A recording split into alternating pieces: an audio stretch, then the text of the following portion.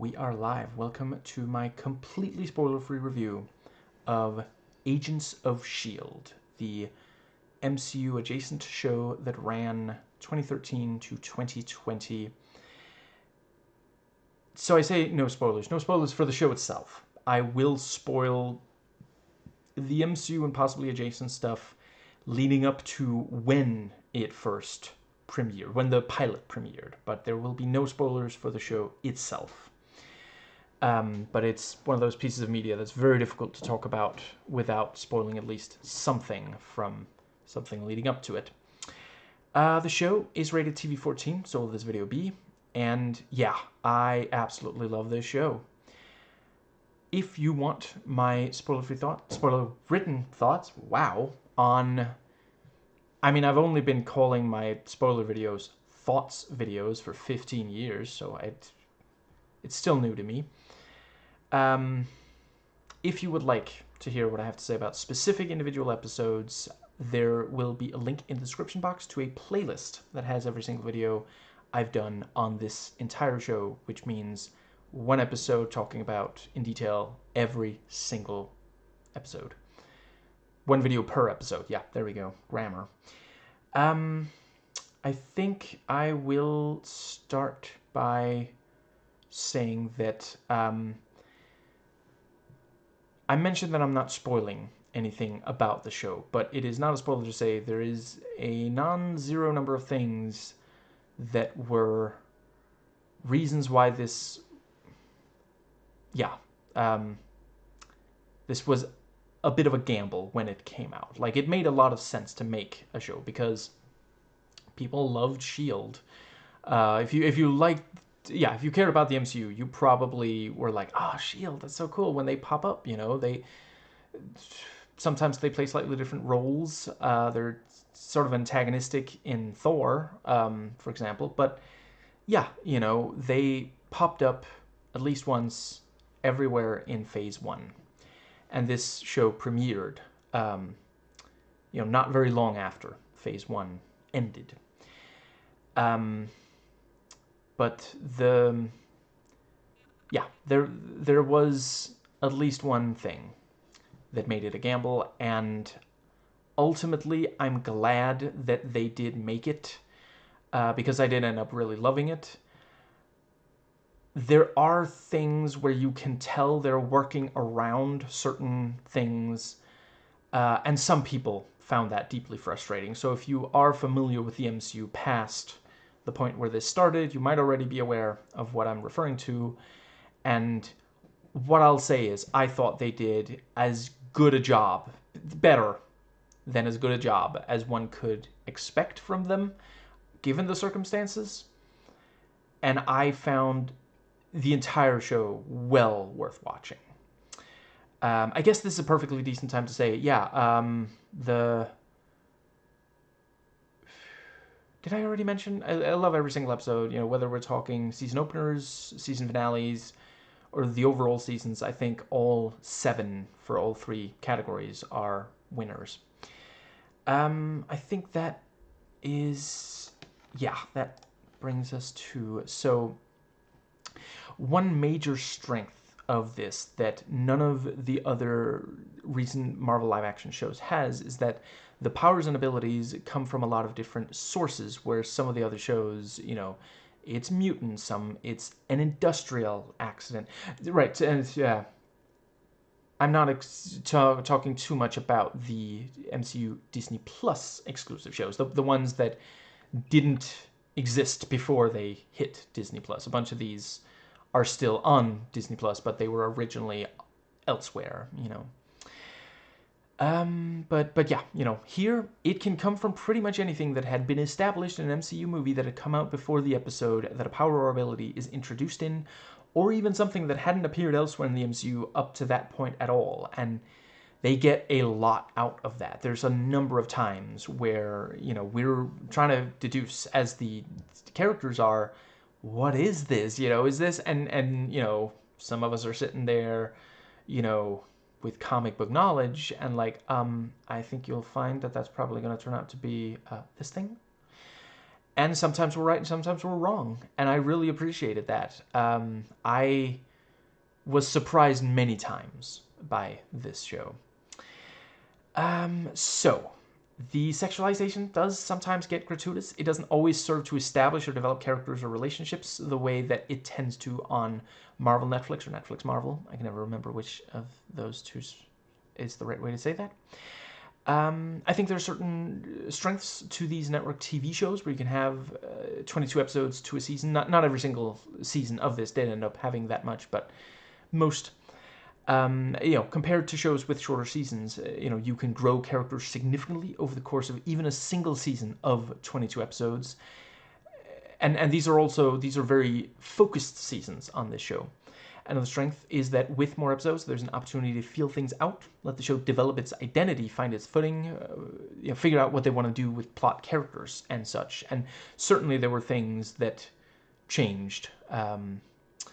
Now that we know he's pretty scummy, I don't particularly like saying positive things about Joss Whedon, so I probably will not be doing too much of that in this video. Yeah, what I will say is that while I do love both of his Avengers movies, it is clear overall his strengths lie in TV shows. And I guess this is the part where I confess that this is actually the first entire Joss Whedon show. I could not tell you how much I know at least a little bit of Buffy, but I don't think I was never like, oh, I can't watch this. It was just like, I think it was on at a weird time or on a network that I didn't really watch or something like that. I could not tell you if I watched any Angel. Pretty sure I didn't watch any of his other shows. But since the MCU often keeps around people who are problematic, really, I think the only person they fired over it was James Gunn, and him they... Well, okay, let's see. Since then, I guess... Did they... No, yeah, they did end up getting... So, yeah, gotta be careful because some of these notes are old. They did end up getting rid of... can't believe I'm blanking on his name right now, but Jonathan Majors. But yeah, James Gunn, they ended up rehiring, thankfully, given what he did was so far past. So yeah, what he did, it was in the past, and it was clearly drudged up by right-wingers who couldn't handle that he wasn't stroking their ego. It is unsurprising that the show was created by Joss and ran for 7 seasons. But, his preference for making at least some of his characters very inexperienced, making bad decisions, does in some ways work better for this kind of thing than for The Avengers, where we ended up with Steve Rogers making exclamations and having nonverbal reactions that, I'm aware from, I've seen a bunch of people talk about Joss Whedon shows. Yeah, they're very typical for Joss Whedon characters, but did feel odd for Steve Rogers. And, once the MCU had Whedon working for them, it really makes a ton of sense for them to get a TV show out of him. I see a number of people comparing this to Alias, so, I should, I wanted to note, some of the issues that I have with Alias. Overall, there are things I love about Alias, but there definitely are some problems with that one. And one of the things about Alias is, regardless of what you love about the show, there's a pretty decent chance that that element, at least one or more of the following individual ones, character, interpersonal relationship, plot element, mystery, eventually either disappear from the show entirely or be fundamentally changed, and that you won't have felt like you got enough out of that element before that happened. And never happened on this show. Let's see. And like the MCU movies, this uses the continuity well, the interconnected nature. There's definitely, it does not get referenced as much in it. I don't think I want to give away exactly 100% since I'm trying not to spoil here, but it does make references to the movies more so than the movies make references to the show. Let's see. And yeah, each character has personality and gets something to do. And let's see, each time we meet a new character, they get a strong introduction. And let's see. Yeah, in the pilot for this, basically no one wants to be on the team, like I think I'm just going to call it the Defenders verse, Netflix, Marvel, Marvel, Netflix, so I'm not constantly having to say both. But, reluctant, yeah. And over the course of the show, they grow into what the team needs of them and such. And, yeah, the show explains why the team is necessary, why we can't just, let's see. Yeah, basically, a lot of what I think I'm just going to call them the Agents of S.H.I.E.L.D. Our Agents of S.H.I.E.L.D. Whenever I say our Agents of S.H.I.E.L.D., I'm talking specifically of the main cast of this show, of those characters. Yeah. Main cast of characters, not main cast of actors. Yeah. Our Agents of S.H.I.E.L.D., our agents, a lot of what they do is much too subtle for the more direct and strong Avengers. And let's see.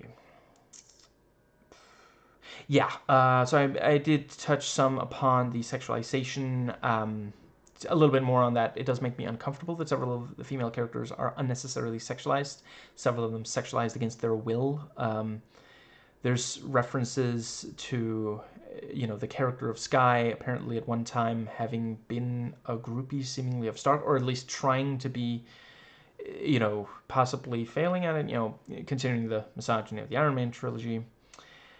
Let's see. Yeah, a lot of good subversion of expectations. Something I understand is, something Joss Whedon does really well in other stuff as well. So certainly he does it in the two Avengers movies as well. And no, I'm not going to be spoiling the second Avengers since that came out after this first premiered. Let's see. Yeah, lots of snappy, witty dialogue. Again, Joss Whedon-esque. I wish that Disney would practice what they preach, but I do appreciate that they are at least preaching empathy for the downtrodden. The show is aware there's a lot of frustration, lack of faith in the government, especially the more hidden, less accountable parts, and addresses that up front.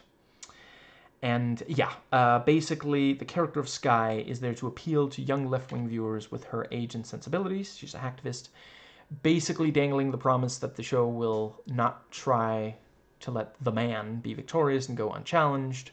She's going to try to change S.H.I.E.L.D., which, in some ways is like the CIA, but for superhero stuff from the inside. And, on the other hand, Grant Ward is basically the personification of S.H.I.E.L.D., and Skye is going to try to soften his hard edges. But the show often serves as pro-government propaganda. Now, unlike most other recent network spy shows that I'm familiar with, such as Alias, Burn Notice, The 4400, and Prison Break, the show does not have a unifying threat from the start. There isn't, in the very first episodes, we are not introduced to a specific organization that they're fighting, but, it's set up in the pilot that it seems to be. I'm not going to give away if that stays the case. But it seems like, it's going to be a bunch of one-offs, unified only by them all being the kind of stuff that is left over as threats by the movies. And, I will just say that the show does not keep that up until it risks getting stale. I don't think I want to give away exactly what happens, though. And, yeah. Coulson quite memorably died in the first Avengers movie, but is back here, and they early on say he doesn't know the truth of what happened. And, yeah, let's see. Right, they expand on his love of collecting vintage stuff, and, here he also has a car, early spy gadgets, and such. And let's see. Yeah, Melinda May used to be referred to as the Cavalry, but she had a bad experience. Now she doesn't want to get into physical fights anymore, so she joins the team based on the promise that that isn't going to be happening a lot for her. Ward is very intense and antisocial. He was basically trained to be completely alone in the field. He's not really a team player. Fitz, male, Simmons, female, make up the lab geek character, sometimes just referred to as Fitzsimmons. Very charming, adorable, and lovable. You know, somewhat like Marshall Flinkman of Alias, that same character archetype. And yeah, like every major character of this show, they get much more depth than he does. That is one thing I definitely like. He's such a... We love the character, and the actor is great as well, and then they just never give him very much depth. And yeah, moving on. But yeah, you know, that is the team set up in the pilot. And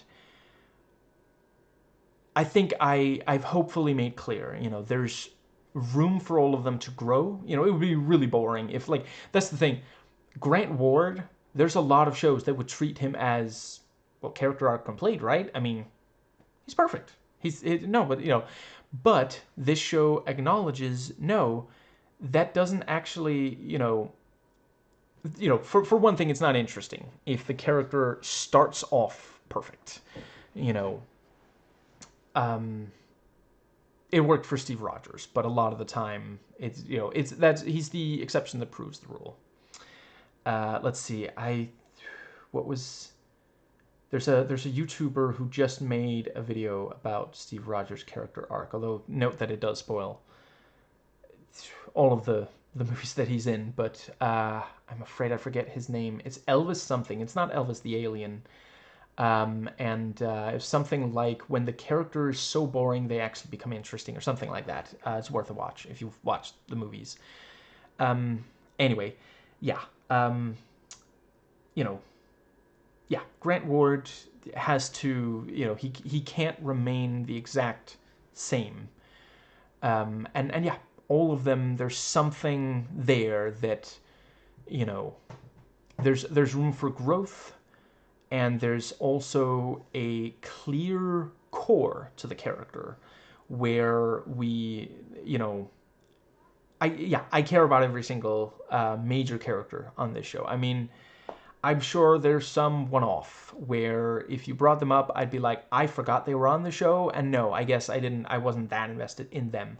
But everyone who stays around, I really end up really caring about, and that's obviously a big deal for an ongoing show, so that we're not like, oh no, this character again, and that was, again, a thing, like, I don't think I'll ever understand why, but Alias, on more than one occasion, chose to put a character on the show that they knew the audience was going to hate. And at least one of the times, it was a female character, so of course that actress got a bunch of hate by people who seemingly don't understand she's not writing the character. Not that you should harass the writer either, but yeah. And yeah, I would argue no character on this show was made for us to hate seeing them. There are villain characters that we love to hate, but that's like, so's Darth Vader. That's not a bad thing. That's not a bad character. So yeah. Let's see, I think... Yeah, some people do not like that this show does not feature superheroes. It seems to me like there's more than enough shows on TV and streaming, especially when this started. I'm not gonna say, oh, they're all still running, but that are all about superheroes. I quite like that this is about the people on the ground cleaning up after superheroes. I thought that was significantly more interesting. Let's see. Ming-Na Wen, the actress who plays Melinda May, is an excellent stoic badass here and in Star Wars, and at least some of the time on Street Fighter, so this is a really good use of her. This was actually one of those cases where I barely knew anyone in the cast before I started watching, and now I really want to watch stuff that they appear in playing completely different characters. Like really, you know, Clark Gregg playing Phil Coulson, and that was in part just from the MCU. So it's, you know, not a huge leap there. And then Ming-Na Wen. Other than that, there's a couple of like guest appearances and such, but you know, overall, a lot of them I had never seen before. Let's see. So yeah, in season 1, they addressed the most obvious themes and stories very early, rather than the audience having to wait forever for them to get around to doing the things that many of us are watching for. You know, like if you watch if you only watch the pilot and you're thinking, okay, there's at least one thing that I really want to know the answer to, I'm not going to give away exactly how much you'll have to watch. But I will say it is not a huge amount before you get, you know, an answer. And that's, again, something where just, yeah, Alias, Lost, and other, you know, shows would delay certain things where it's like, no, but that's why we're watching, though. We want to know what the answer to that specific thing is. And then, you know, yeah. Let's see. I think that is what I will say about that. I don't want to just rant about other shows that are worse than this. I want to talk about how amazing this show is. Right, the music that plays over the logos varies and immediately sets a tone for the scenes that it opens on, sometimes even the entire episode. And let's see. Yeah, at the very start of the show, there are characters who don't have any field training, which of course leads to complications, comedy, etc. And yeah, Skye, the character, and, you know, Chloe Bennet, the actress, you know, they're both, you know, when this first premiered, you know, in early 20s, they have this really youthful exuberance that helps bring the show to life, since she is surrounded by much more serious people who, you know, it's one of those things of like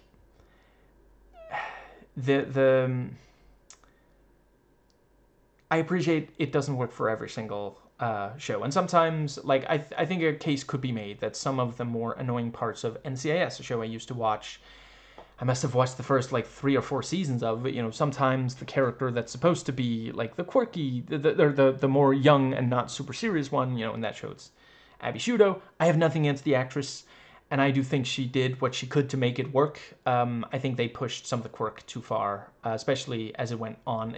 It wasn't too bad at the very, very start, but, you know, I do think a number of shows that focus on like military people, you gotta have at least one character in there. You gotta be careful how you craft it, but, you know, take notes from this one. Take notes from Skye. But yeah, if you don't, you just end up with a show where everyone is just giving and obeying orders, and there's not a lot of personality, and just, yeah. I think that is, like, I would argue that's something that Star Trek, I think they did an amazing job on Deep Space Nine. It is something that I don't love about, you know, the original series and The Next Generation. I honestly don't remember about the animated series. I only watched each episode of that once each. So, but yeah, you know, you got to be careful with that. And I get it. You know, part of that was like, oh no, but they're working as a perfect unit, you see. Yes, but that's not dramatically interesting. Now, anyway, Chloe was supposed to be a host for a teen dance themed show called The Nightlife. Aired 4 episodes. Makes perfect sense. She's got a lot of personality. Yeah, originally she went by Chloe Wang, her Chinese father's last name, but she was struggling to get auditions, so she changed it to Chloe Bennet, her father's first name, so she could still respect him. And even for this show, she didn't get an audition until she changed her name. And there are a lot of people who don't even realize she's half Asian. And that is, like, text in the show. Like, she is, the character is half Asian. So the fact that they passed on an actress who had an obviously, you know, I'm not going to say that everybody would immediately know that it's Chinese, but everyone can tell that it's East Asian, at least, you know. Yeah, pretty ridiculous. But I have a lot of respect for her for finding a way to still, show respect to him, because, like, yeah, Bennett, if I just heard the name Chloe Bennett, I would probably assume American. But let's see. Yeah, and she recorded 2 singles which are on YouTube. One of them called "Oh," she recorded in both English and Mandarin, since she speaks both fluently, and they're both plenty enjoyable. If you watch just a little bit of this show and you're like, I kind of want to see more, yeah, check that out.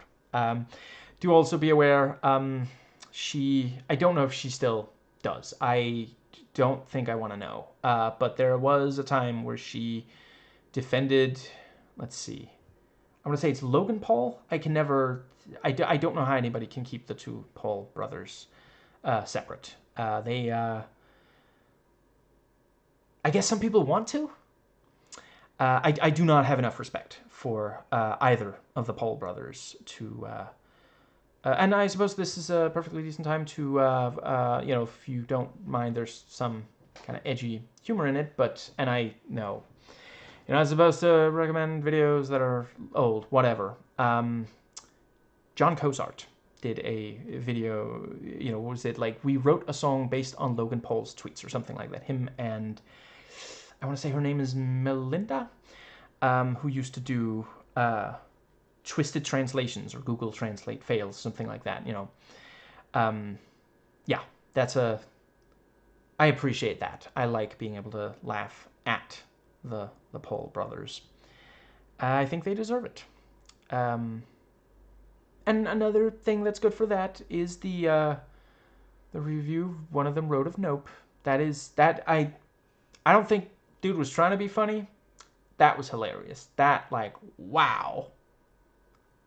Holy crap, dude. Anyway, let's see. And, my favorite thing about the 2 music videos, I swear I'm not going to spend forever on this, is her goofing off at the start and also end of one of the 2 songs, which is called Every Day in Between, which really helps you see why she was considered right for the lighter side of the character of Sky. See? I was going somewhere with it.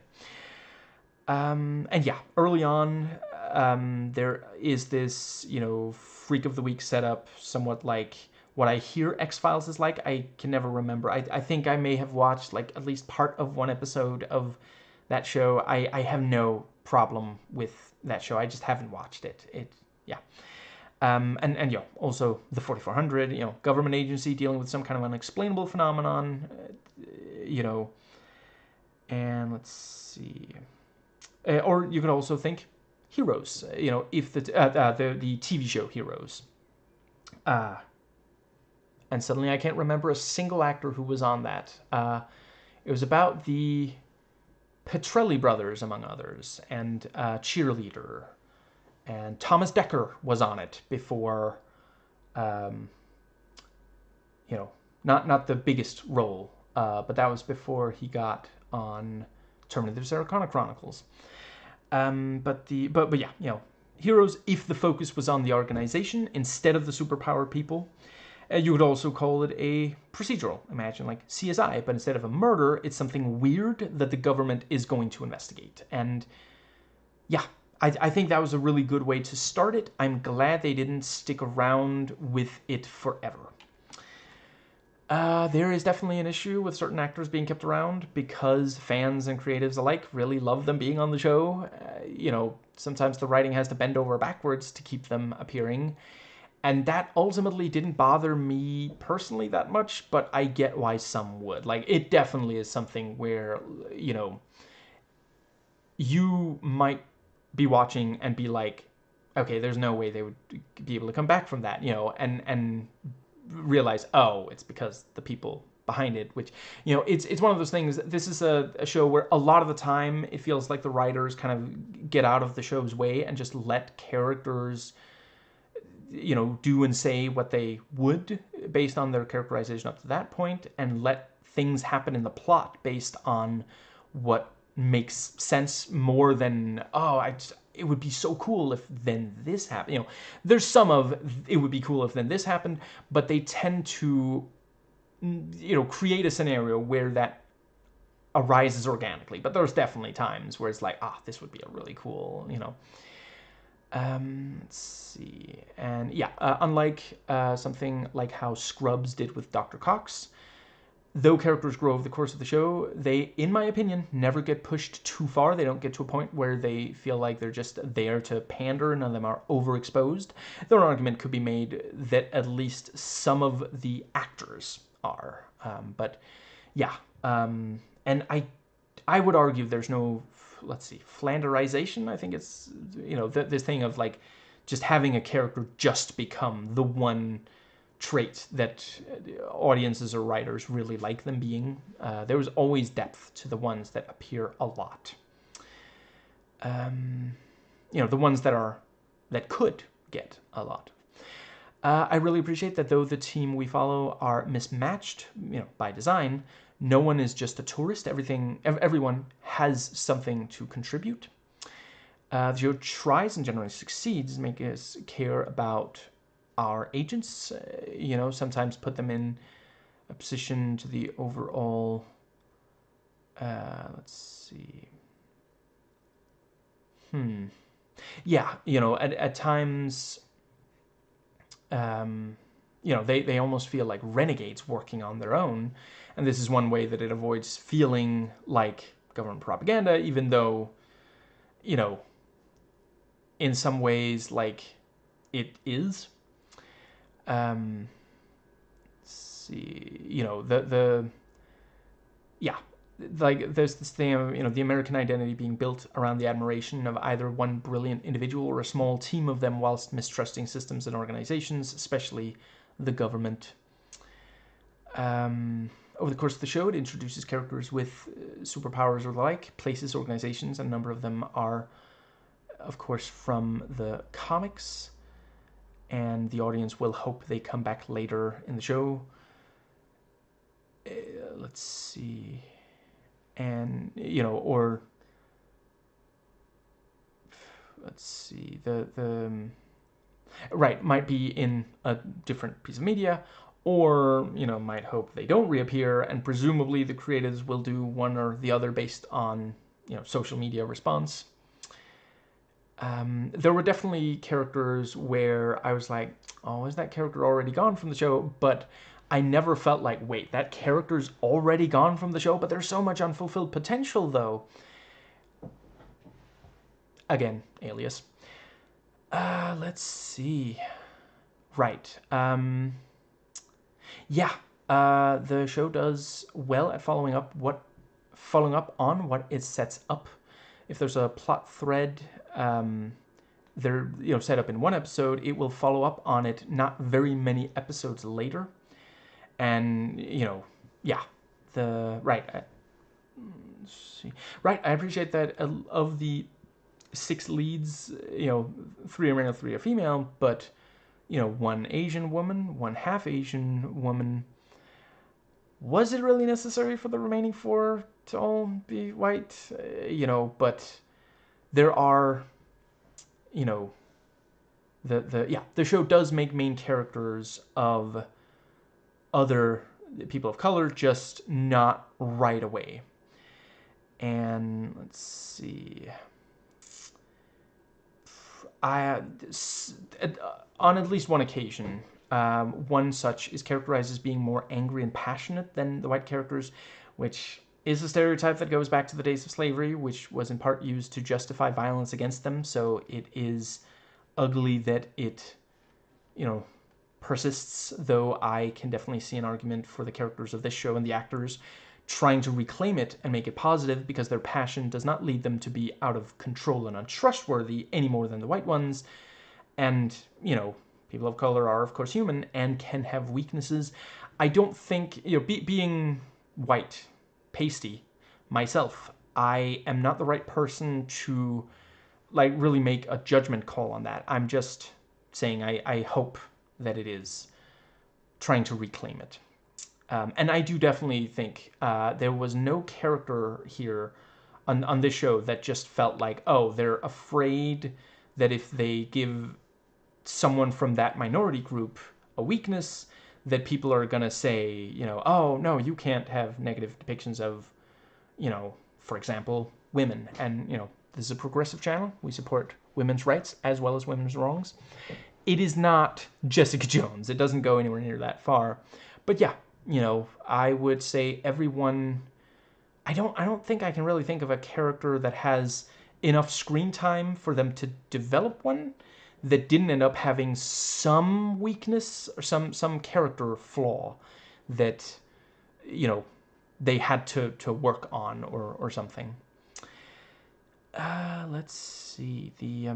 Right, there are arcs, plot developments, and twists that recontextualize stuff you've already seen on the show. And it takes characters and relationships in interesting new directions, gets really daring and bold. It is not careful to play it safe, and just redo character stuff as Alias and Lost, two other ABC shows.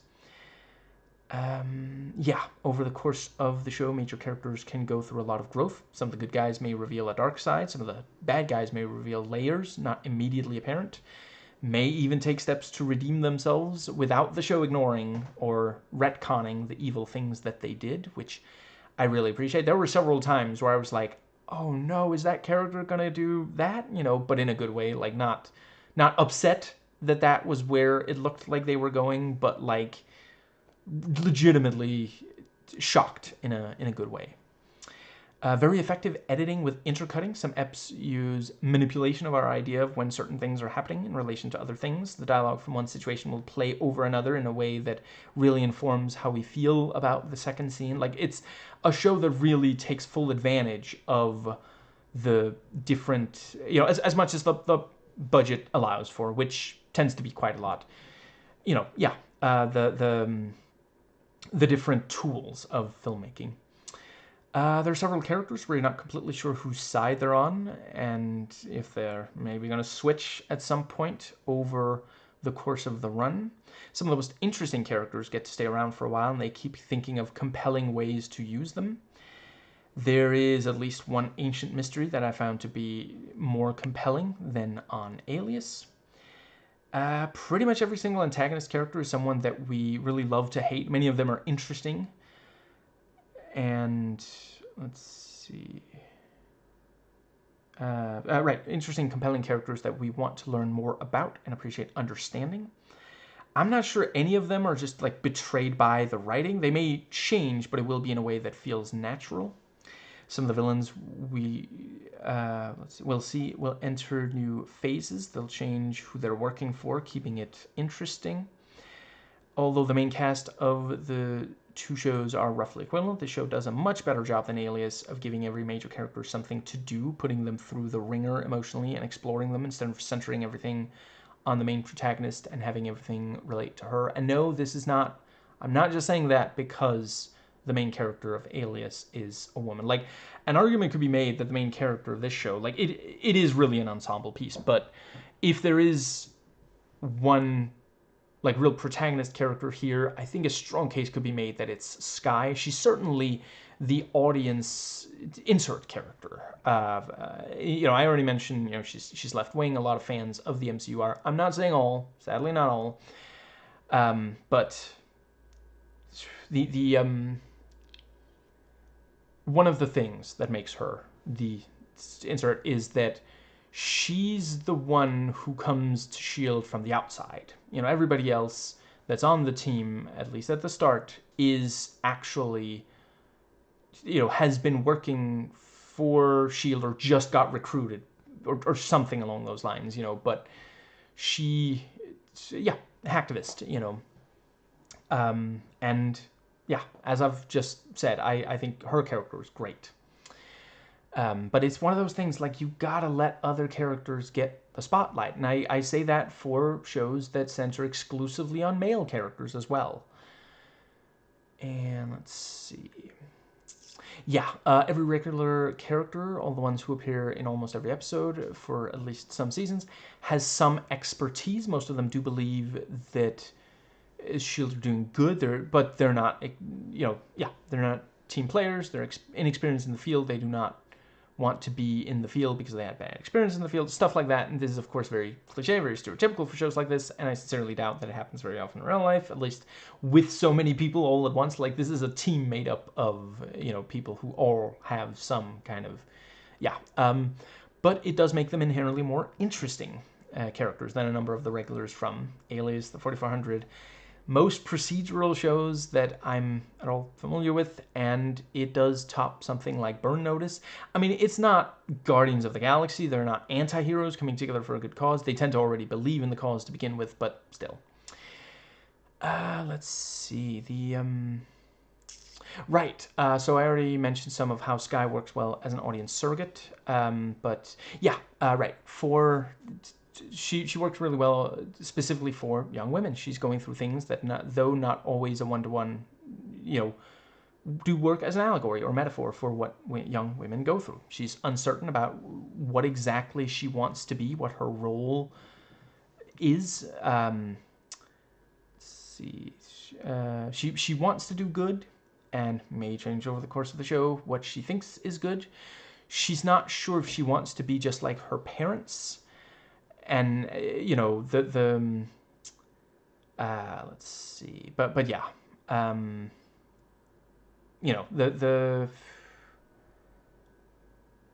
yeah, some people think she's dangerous, especially to the system. A lot of women are told that if they aren't careful, if men don't control them, make sure they don't, then they will in fact ruin everything. They'll destroy the nuclear family and bring down the patriarchy, which a lot of people think would be a bad thing. And let's see. Yeah, there's a character who wields twin steel batons. They give this character numerous fight scenes, and yeah, it's just awesome seeing the character take on multiple people at once. And just, yeah. Let's see. I think there is... yeah, I don't think I want to give that away. Of course, a show about spies, where the regulars are spies, is going to have characters who realize something...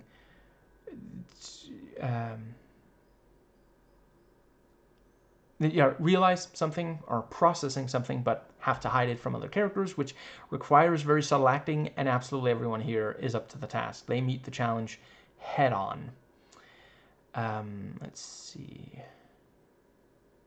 Yeah, I find newcomer Chloe Bennet to be especially impressive. Like, the show would not work without her. Do I sound like I have a crush on her? I swear that's not it. Let's see. The show handles something that, right. The show handles something from the comics far better than I thought the MCU would be able to. And, yeah, I'm definitely not going to go more into that. Yeah, like many other TV shows, there are often multiple storylines going on, and you don't know before watching an episode which ones will see progression, which one will remain on the back burner. But it isn't as frustrating, in my opinion, as, for example, Lost, where there would sometimes be long stretches without us learning more about the storyline that it was pretty clear people were most passionate about. And... right, there's at least one character who can be a bit of a motor mouth, which is, of course, not to everyone's liking, and yeah, maybe he'll grow on you, maybe he won't. Me personally, there was no character that I ended up just hating. There were some where, when we first met them, I was a little bit like, okay, this character might be a lot. The show does have a mixed record when it comes to depictions of torture. Sometimes it's an evil thing that the bad guys do to good guys. Other times the good guys do it, and it gets actionable intelligence, which real-life research suggests it does not. It is not reliable in the real world. Let's see. At least, and there are reliable methods, but they don't satisfy the bloodthirst that some people have for torture. At least one character will start out without skills in the physical sense, without professional military training, but will later learn it. And at least one gets superpowers over the course of it. And because of the screen time of the show, we get to see those skills and powers grow over time in a way that we just don't in the movies. I'm really, really glad that this exists. I think it did a lot of good for it did a lot of good things that the MCU movies have not and might never be. So yeah, some of them the movies will never be able to do simply because of running time and yeah. Right. Yeah, there are some melodramatic elements. It doesn't really take over the show, and on more than one occasion they actually call out, "Wow, this is kind of melodramatic." Use of superpowers is creative, and the effects are solid. This is also a thing where I appreciate. I think Alias opened doors, and I am grateful to it for that. But there were definitely times where they just pushed what effects could do too far, and it ended up not being very convincing. And yeah, that is an area where this, I don't think this ever had like a there's a few tiny brief moments, but there's no like long lasting effect that just doesn't look good. On more than one occasion, a character will be an undercover agent. The acting is solid. They're convincing as someone that could hide in plain sight like that, but there's just enough going on behind their eyes that the audience can tell they're perhaps conflicted or planning their next move or something. There is at least one, I won't give away if it's more than one or who, villain character that we see in more varied and interesting different situations than even, is that a spoiler? Even one of the ones from Alias, you might know who I'm talking about, and they all make sense for the character and for the circumstance. Like Prison Break and to an extent Lost, unlike Alias, the show manages to set up enough different story threads and make the various characters complex enough that it can create an antagonist and or story thread that is not something that the show has been treating as an antagonist or active story thread recently, but it doesn't feel like it just comes out of nowhere, and it's not something that the audience saw coming a mile away. Like, this is something where Alias would sometimes attempt it, and it would just end up feeling like, what? How would that? No, that doesn't make any sense. And sometimes they would have to like really just get like the kind of things they would do. I guess I won't spoil exactly, but yeah, in order to accomplish a situation that they really wanted to do, it was just ridiculous, and that was never the case on this show. Every so often the show will have a young, conventionally attractive woman or man show as much skin as ABC will let them, and sometimes they'll contrive up a reason. Some of the time they don't even really bother with that. I wish I was kidding when I say there is a scene in this, at least one scene, where it's literally just, well, this person is getting dressed, and we're watching because they wanted to attract viewers for that, and it's just like, I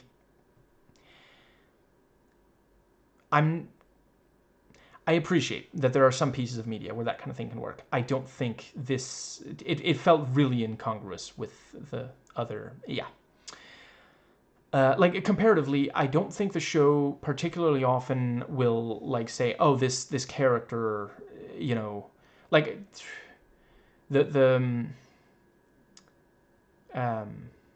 oh wow, I missed something there. Okay, right. I'll try to.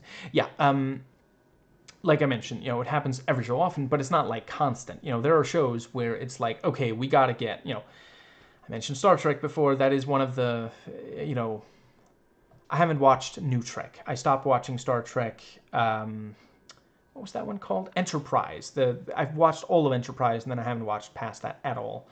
But yeah, on those early Star Trek shows, again, I don't remember about the animated series, but the other ones, at least one woman will fairly consistently wear something that, highlights her figure or shows skin or that sort of thing, and yeah, this show does not do that all the time. Like the character, the women, our agents, the ones of them that are women, wear like uniforms, and yeah, it makes a lot of sense to cover some skin. It's a really, like, hypothetically,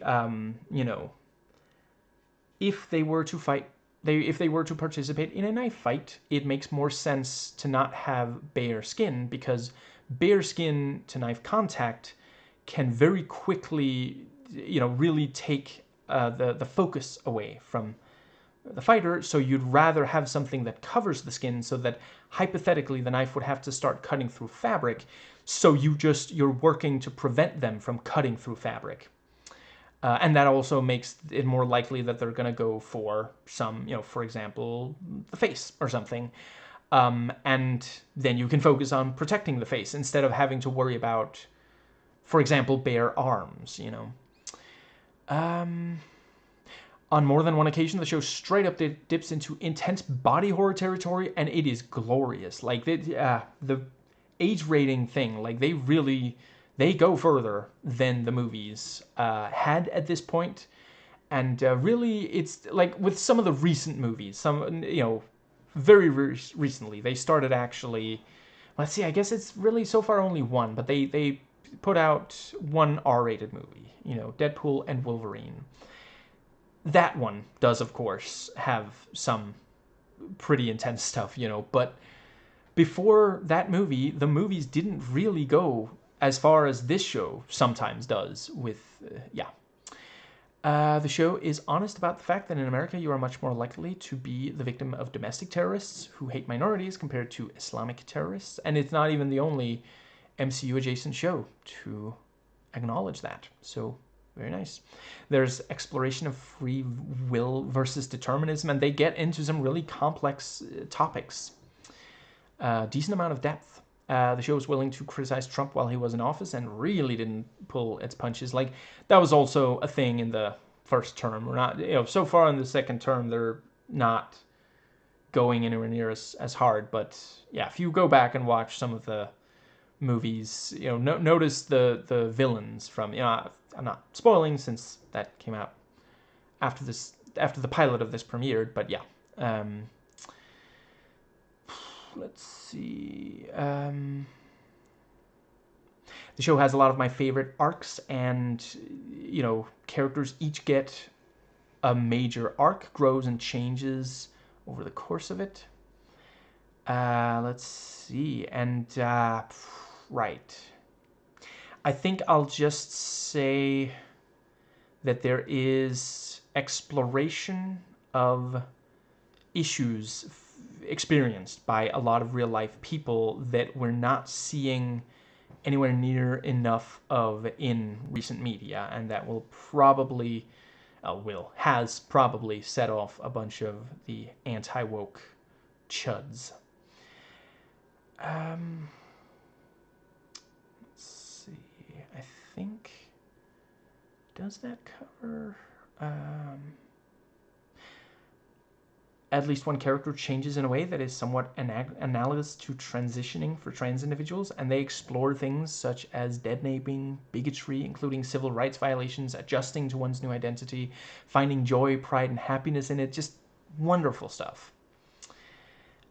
Over the course of it, there are some major sci-fi concepts explored really well. Not just the cool stuff that it can do, but also the ethical issues it brings up, the mind-bending stuff. Some of the things that the MCU movies set up and then didn't fully deliver on, this one actually does. So yeah, I've found at least something to love about every MCU movie that has come out up to and including, so let's see, what was the most recent one? The Thunderbolts, I think. And honestly, most of them I do really, really love. It's not just one thing. I definitely do think they are not as effective at making you feel intense negative emotion. The show does better at that. It tries harder for it and succeeds. The movies are a bit too anxious about losing customers by intentionally making us feel something negative. And the show has a bit more faith in the viewer. And it is, of course, also this thing of like, well, if one 42-minute episode makes you feel sad, maybe next week's will make you feel happy. Whereas, if you're watching a 2-hour movie and you find yourself getting sad fairly early on, yeah, some people might be like, no, I don't want to sit through a sad movie. I thought there was going to be a happy movie, So that is part of why the MCU has been so financially successful. They try to have a tight hold on, viewers, and sometimes the tighter the grip, the more slip through their fingers. I do continue to have a lot of faith in the MCU and hope for its future. The show is incredibly good at setting up seemingly insurmountable threats that the audience legitimately does not know how it's going to resolve, and yet when it is resolved, we believe the solution. It doesn't feel like a cop-out. Right, a major African-American male character is referred to correctly as the moral center. And let's see. Yeah, and it's also, I don't think every show has to justify, if the character isn't a cishet white man, what's going on? This is very scary. No, it's fine to just have them, but it is even better when you also use their minority identity. And yeah, this show does phenomenal at that. Like, they actually do utilize the the fact that there are the bigotry some of these characters would have experienced in the MCU in a number of ways is very equivalent to the real world. And the so of course over the course of it there are a number of different writers and directors, and I think they all do really well. On at least one occasion, an episode is directed by one of the cast members, and they do such an amazing job. Like, I would not have guessed that was done by someone who was not super experienced already. Like, if for some of them it was like the directorial debut. It's just amazing. Right, part of the thing with the effects is, of course, that they respect what the budget can do. Did I already say that? Crap. They don't try to do the action never gets as big as the what's it called? As the movies, but it does find a way to be deeply compelling without getting all the way there.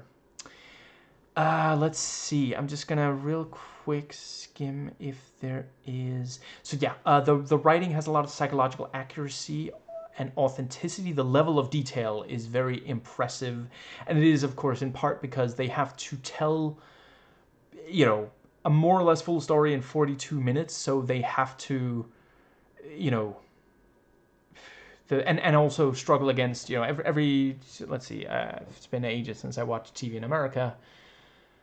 15 years, I guess. I think it's every 7 minutes. There is a ad break, so by the end of every 7 minutes, they do need to have something where we're like, oh wow, I'm definitely going to stay through the ad break for that. And yeah, that just means that they have to fit in a lot. And the tone changes sometimes over the course of it. It never felt like it just broke, but they do definitely have some fun with some of the the dialogue is always really well written. It's you got to be very careful with dialogue in a TV show because you can't have characters talking for all that long, because, like, hypothetically, let's say you have a scene where it's two characters talking for 7 minutes. Well, sure hope that the end of that 7 minutes was just incredible to make up for the fact that people, a lot of people are going to watch that and be like, did I just sit through 7 minutes of just people talking? You can get away with that. There's some amazing movies that have really long dialogue scenes, so yeah, they do a really great job here. And also, every so often they have to have a character sort of restate something in case that people didn't watch the episode before, or, missed. If it was something from the start of the episode, they might have to reiterate. And yeah, they do a really great job.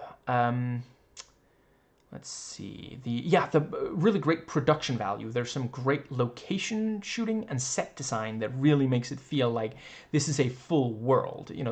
That's another thing. A lot of TV shows, you got to be careful, especially if you're trying to make it big. If you're trying to really make it feel like, okay, it's fine if it isn't big, but if it's supposed to be, it has to feel it, or we're going to realize, oh, hey, this is a lot of green screen, isn't it? This is, or we sure are spending a lot of time in this one place. Why is that? And yeah, they do a really great job on that here. Yeah, the costumes and makeup, like, holy crap. I cannot give away my favorites, but they do some really, really amazing stuff with that. The music is also great. There are some needle drops. A lot of it is like score. The sound design, holy crap. Like, yeah, when someone is in physical pain from like a bone breaking, for example, here, it sounds incredibly painful. They really, some of this, yeah, it's impressive that they got away with the age rating they did. And I think also maybe some episodes are above TV-14. I don't remember right now. Let's see. So yeah, every episode is well paced, and something I really appreciate is not every episode is paced the same. There are episodes where it's completely different, but because what we're seeing is something we're invested in, we accept yeah. Let's see. Yeah, some of what works for the effects is also that they are not constantly, like, not everything is CG. There is when it comes to the special effects, there is a decent amount of CG, but it's not like, there are times where it wouldn't really have made sense for them to do it with CG, and so they don't. And yeah, the action throughout is just really, really strong. And there's a good amount of variety.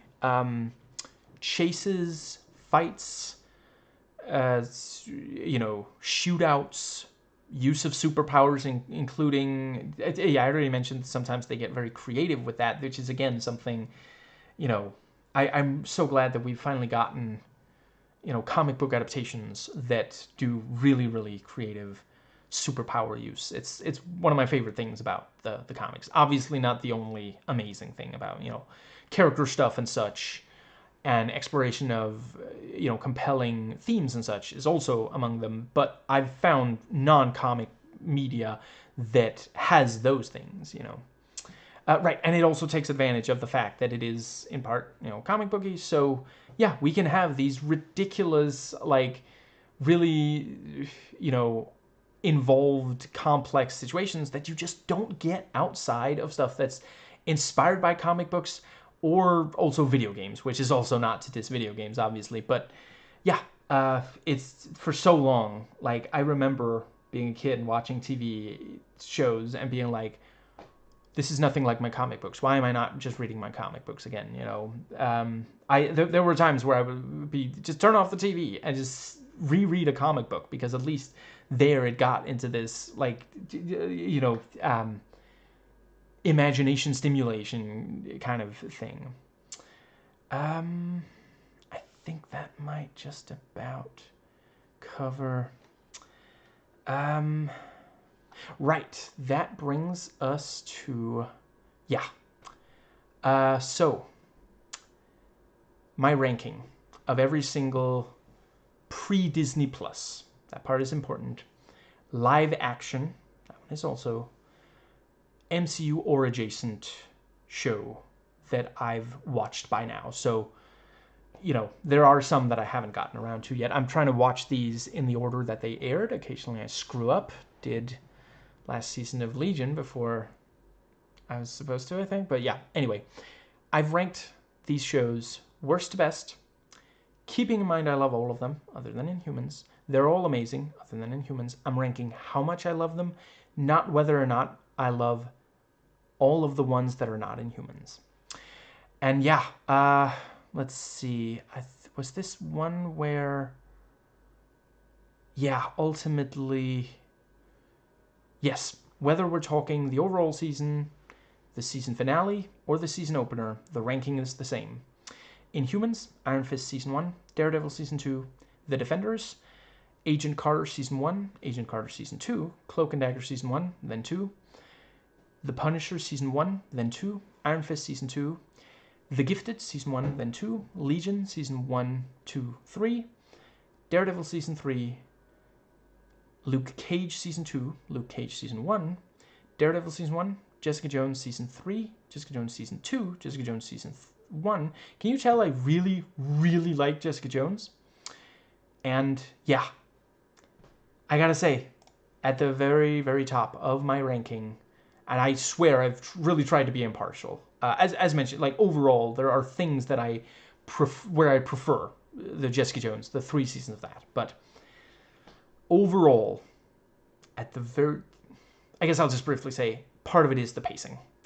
Each season of Jessica Jones has some pacing issues, and I don't really think this show does have any. But yeah, at the very top of my ranking of all of these shows, yeah, this show and each season just got better and better. Yeah, I record this not very long after finishing the finale of season 7, and I spent so much of that season genuinely thinking, how are they going to fix this? How are they going to resolve this by the end?